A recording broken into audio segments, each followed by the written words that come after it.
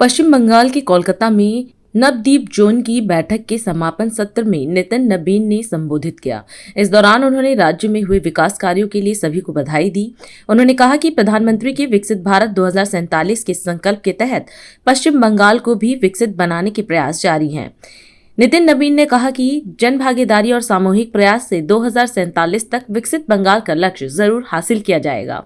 यहाँ पर उपस्थित अपने सभी जोन के जिला के अध्यक्ष, विधानसभा के प्रभारी, जिला के प्रभारी और हमारे सभी प्रत्याशी जो आज इस चुनाव की बैठक में उपस्थित हुए हैं, सर्वप्रथम अपने सभी उम्मीदवारों को बहुत बहुत शुभकामना देता हूँ।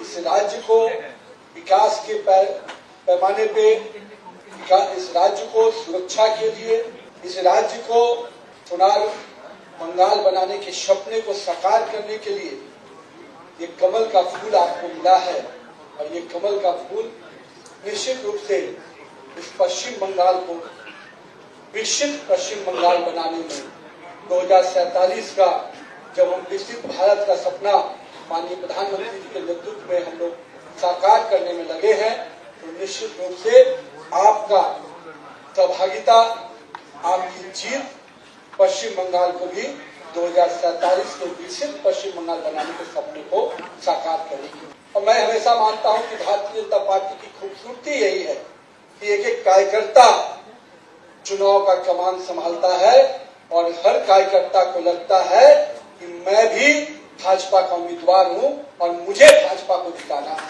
व्यक्ति भले ही एक उम्मीदवार के रूप में होता है, पर पूरा संगठन उसके साथ, परिवार के साथ खड़ा रहता है।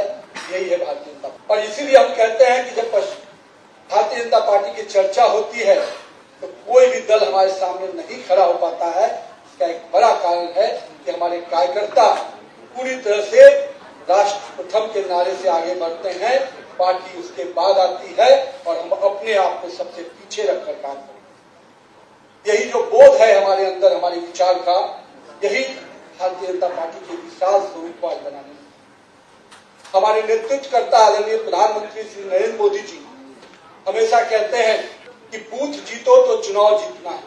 और मेरा ये मानना है, जिस प्रकार से भारतीय जनता पार्टी के बूथ के कार्यकर्ता एक एक बूथ की संरचना बनाने में लगते हैं और पिछले 4-5 वर्षों में संगठन के विपरीत परिस्थिति के बावजूद हमारे कार्यकर्ताओं ने पश्चिम बंगाल में जो बूथ की संरचना को खड़ा किया है, उसके लिए मैं यहाँ के कार्यकर्ताओं को बहुत बहुत बधाई देता हूँ, अभिनंदन करता हूँ। और मैं अपने कार्यकर्ता भाइयों को भरोसा दिलाता हूँ कि आपने जो मेहनत किया है पिछले 4-5 वर्षों में, इस विपरीत परिस्थिति में आज जनता आपके साथ खड़ी है। इसलिए ये पूरा चुनाव केवल 2 विषयों पे, ये चुनाव टीएमसी के भय से बाहर निकलने का चुनाव। जनता पूरी तरह से उसके भय के वातावरण से बाहर आना चाहती है। जो यहाँ की जनता के बीच में भ्रष्टाचार और अराजकता की सरकार चला रहे हैं, उससे मुक्ति चाहती है, उस भय के वातावरण से बाहर आना चाहती है। और उसको मालूम है कि अगर इस भय के वातावरण से बाहर आना है, तो उसके पास अगर भरोसा है तो वो भारतीय जनता पार्टी पर भरोसा है। और भारतीय जनता पार्टी क्योंकि उसका नेतृत्व करता, उसके कार्यकर्ता, उसके हमारा स्थानीय नेतृत्व पूरी तरह से उनको मालूम है कि यही इस सोनार बंगाल के सपने को पूरा करेगा। जब हम भय की बात करते हैं तो क्यों बात करते हैं? जिस बंगाल को माँ, माटी और मानुष आज सपना दिखाया गया, आज ये तीनों भय के साए हैं।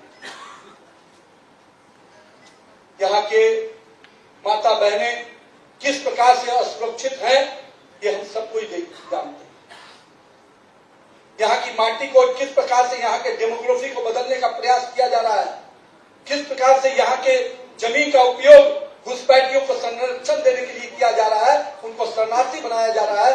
ये कहीं न कहीं इस माटी के साथ अपमान किया जा रहा है, इस माटी को सुरक्षित किया जा रहा है।